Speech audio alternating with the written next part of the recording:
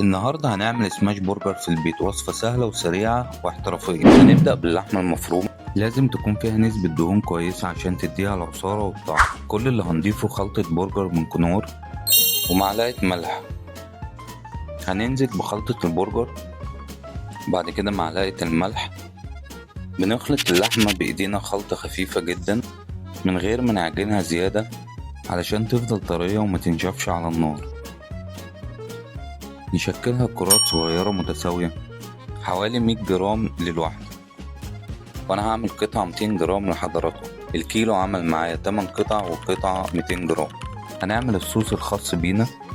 نزلت بمقدار 3 معالق كبار مستردة، وعليهم معلقة كبيرة مايونيز، معلقة صغيرة كاتشب، ربع معلقة توم باودر، ونقلبهم كويس جدا. هيطلع معانا بالشكل ده وطعمه حكاية. وممكن تضيف الصوص اللي بتحبه. هندهن الصوص بتاعنا على العيش، ممكن تضيف خس أو كابوتشا.